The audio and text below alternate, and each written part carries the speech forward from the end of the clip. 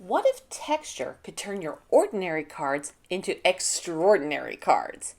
And what if it was easy and fun? Let me show you how. Let's get crafting. My first technique is going to be using some ink and some water. Now I'm using Distress Oxide in Picked Raspberry, Mustard Seed, Twisted Citron, some water, and some watercolor cardstock, along with a plastic grocery bag. This is so easy, y'all, and it's going to give beautiful results. To get started, I'm simply going to ink smush all three colors onto my glass mat. Next, I'm going to add some water to activate the colors and get them moving. With my plastic bag just crinkled up in my hand, I'm going to dab into my pink color first and then add some yellow and finally some green. When the green mixes with the yellow, you kind of get that lovely olivey color. And I still had lots and lots of ink left, so it really does depend on how you mix your colors as to the result that you get. But the beauty is, you never get the same thing twice. Now don't waste that ink. Add some more water and let's do some ink smushing. Now hang out with me till the very end where I'm going to show you cards that I made from every one of the techniques that I'm going to show here today. Now what if you're the beginning crafter and you don't have a lot of ink or any ink at all? What can you use? I've got that figured out too. We're going to head over to the kids section and get a very accessible and inexpensive craft supply, and then I'm going to visit the kitchen. Let's check out what I've cooked up next. For the next technique, I'm going to use some Crayola markers and a jar opener, along with some watercolor cardstock. So I'm just going to choose some colors that go together and won't make mud.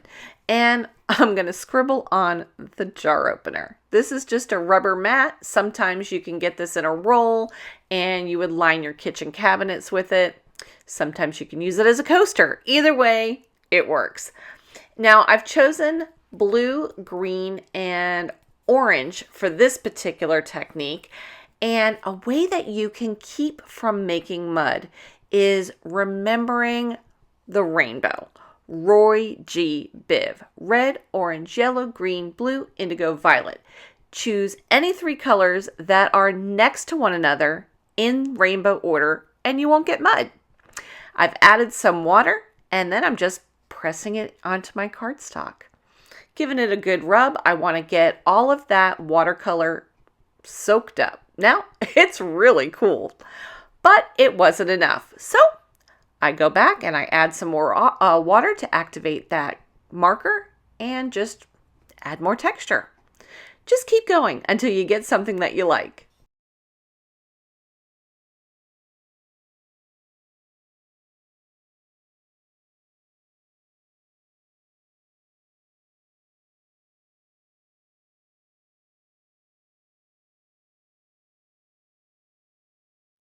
Hey y'all, I'm Wendy from Village Card and Craft, and I want to thank you from the bottom of my heart for choosing to spend your time with me today. If you're finding value or enjoyment from my video, please consider giving it a thumbs up and hitting that subscribe button. Help me reach my goal of 10,000 subscribers. Now I know just by checking out my YouTube analytics that 72% of you are not subscribed. Why not? It's free. If you hit the notification bell, YouTube will let you know when my next video gets released. Now this next technique sticks with super inexpensive craft products, and this is some cheap acrylic paint and some bubble wrap. The bubble wrap came from the inside of a mailer envelope that all I did was cut it open and tear it out.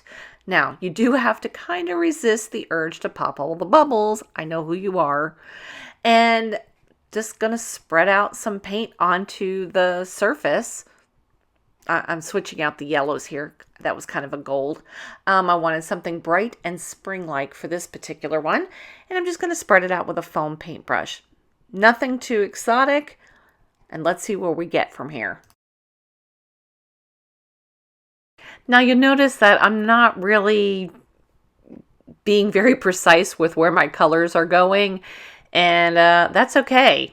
I kind of want this to be a hot mess because I want to show you that even a hot mess can be turned into something beautiful. And because my goal today was texture, the yellow is pretty thick and I'm okay with that. It kind of stands up off the cardstock. It turns out to be really beautiful and it's got that extra element of dimension. Next technique, I'm going to use the Stencil and Tim Holtz Distress Glaze. And I probably should have gone ahead and done a hinge technique for my stencil to keep it in one place, but I didn't really care. I've just scooped up a little bit of the Distress Glaze onto a makeup sponge. I was looking for my domed foam blenders and I couldn't find them anywhere. Heaven only knows where I put them. They're in one of the drawers I cleaned up and now I can't find a thing. And I'm just going over the clock sections, not the open sections. And the Distress Glaze is kind of like a Vaseline type product. It's going to resist any ink and it's only going to show what's beneath it. And in this case, it's the white watercolor cardstock that's going to remain. And then everywhere else that it's not is going to absorb ink. As I hold the cardstock up to the light, you can sort of see where that product has gone down onto the cardstock. And now, let's make some magic. I'm going to use some Distress Oxides for this one in spray format, in Salvage Patina, Saltwater Taffy, and Wild Honey. Now, if you have Distress Oxide sprays, say that 3 times fast, they settle. So the pigment ends up on the bottom. You need to give them a little shakety shake and get the pigment all off the bottom, and then they're ready to roll. And I'm just going to randomly spray these 3 colors onto my cardstock anywhere. And you're going to see that the Distress Glaze is going to start resisting the ink that I'm laying down. But the ink is going to get absorbed into the watercolor cardstock, leaving a cool shadow effect from the clock stencil. Here's a quick tip. When you're finished with your sprays, be sure to wipe off the nozzle to keep them from getting clogged. I've spared you some of the dry time, but I did let this sit for a pretty good while, maybe 15 minutes or so, and let the ink soak into that cardstock. And then I was still impatient and I added my heat gun and just kind of blotted some of that ink off. And by doing that, I'm creating a kind of watercolor wash for my background. Once the ink has dried, for this specific technique, you're going to want to take a paper towel or a soft cloth and buff off whatever is left of the Distress Glaze, because your ink is literally sitting on top of the glaze. For the next technique, I'm going to use some more sprays. I'm using Dylusions ink spray in Mushy Peas, the Shimmer Spray in Calypso Teal, and Shimmer Spray in Bubblegum Pink.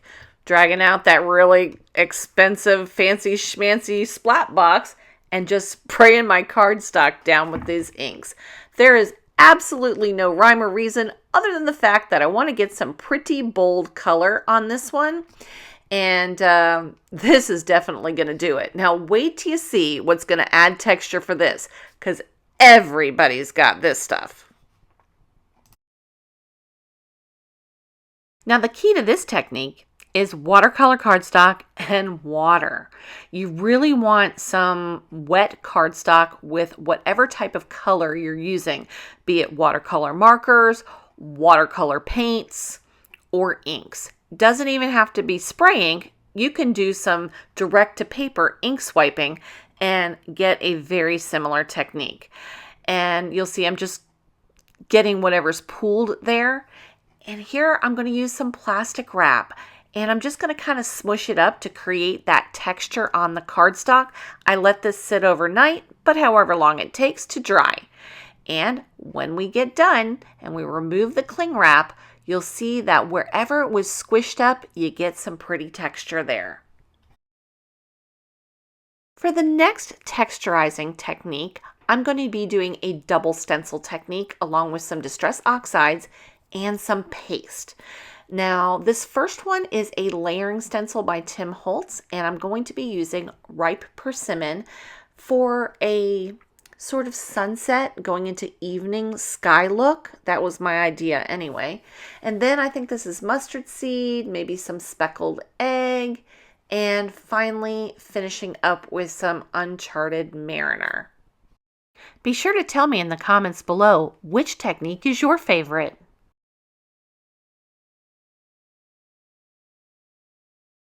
Now, to really give this one some texture, I'm going to layer another stencil on top of this one and use some solar paste.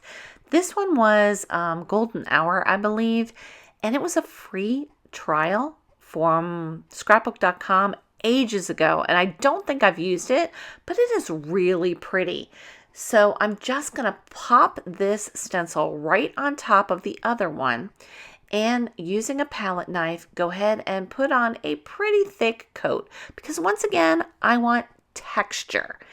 And this stuff is really pretty. It would be even more beautiful on black or dark color cardstock, but that's kind of where I'm going with the darker ink, like the Uncharted Mariner. And wait till you see how this one turns out. Now, because it's a stencil on top of a stencil, it's literally only going to show up wherever the stencil allows the ink to be. Now, here's a tip if you are new to any type of texture paste. Don't let it dry on any of your tools, on your stencils, on your palette knife, and definitely cover it back up with some press and seal. My favorite craft hack of all. I cover all my texture paste with that and it keeps them fresh. Now here's the reveal. Look at how pretty that is. And I'm going to let that sit and dry for a while. It will take a little longer than normal because I put it on so thick. If you use a thin coat, it'll be easy and it will dry quickly, but it may not actually reach your paper in this particular technique. Here we are dry. I didn't like the white background, so I'm using some tumbled glass. And yes, I'm going right over the texture paste. I'm not paying it any mind whatsoever because I'm just going to buff it off. And this becomes a beautiful background for a card.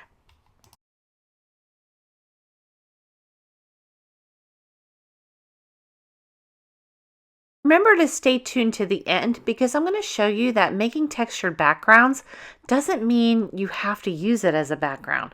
I've got some other tricks up my sleeve as well. Let's head back to the Saran wrap and some Distress Oxide inks. Now, once again, you don't have to use inks for this. You could use magic markers. I wouldn't use Sharpies because they're permanent. I'd use a water-based marker like a Crayola marker. But I'm just going to ink smush the color onto the plastic wrap. If you're using oxides, you don't have to be too concerned about contaminating your ink pads. If you get a different color ink on your pad, just use a paper towel and wipe it off. Now, here I'm going to give it a good spritz. I want to create little beads of ink. And then I've got a whole sheet of cardstock here. This is just regular cardstock for this one. And I'm literally going to flip it upside down and kind of rub it. Look at that. Isn't that fun? Just keep squishing your ink all the way around until you cover the panel as much or as little as you want. But this certainly adds quite a bit of texture. And I know I'm getting ink all over my glass mat. Once again, I don't worry about that because I simply add some more water if need be. And I use those extra backgrounds that I made from ink smushing all the time. You don't always have to make cards with your backgrounds. I'm going to use this SIZZIX die set called Vault Pillow Box and Bag. And I've cut out 2 of the pillow box pieces. And here's how easy this is to put together. The die set will leave an impression where you need to score, and I'm just using a bone folder to score the edges. You can go ahead and press in the sides if you want now too, but It's just as easy to do a little later if you're using lighter weight cardstock. If you're using heavier weight, I definitely suggest that you fold the ends in now. But I'm just using that lightweight cardstock. And of course, my handy dandy favorite liquid glue of all time, Bearly Arts Precision Craft Glue. I love how this stuff holds up and gives me the wiggle room that I need to make sure something's straight. And you do have to flip them over so that each side has its own tab on the inside. And I'm sorry that I'm off screen. If you've been around, you know that I'm darn near blind. So I needed to be able to pull it close to see it. But I just used the little finger holes on the sides to line it up. It was super simple to line up. I'm going to go ahead and press that down. Evenly distribute the glue. Now, do you have to use liquid glue? Of course not. Use whatever glue you like. If you have a super strong double-sided tape, you can certainly use that as well. And here I'm also using another Butterfly Vault Tim Holtz. I cut it out of green glitter. How pretty is that? And I'm going to go ahead and glue that down with the same glue that I used before. And I'm leaving some space along the bottom because this is going to be for a gift card. And I want to put a little sentiment. I haven't decided exactly what yet, so I'm going to leave it open for later.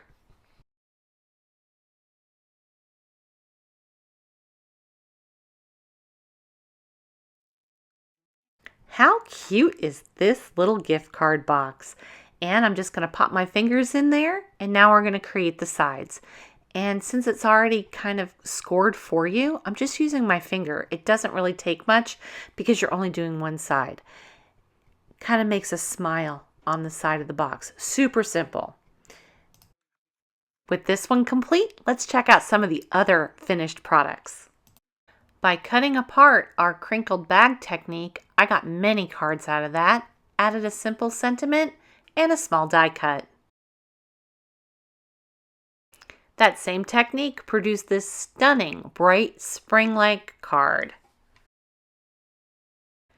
Who knew bubble wrap could create this beauty?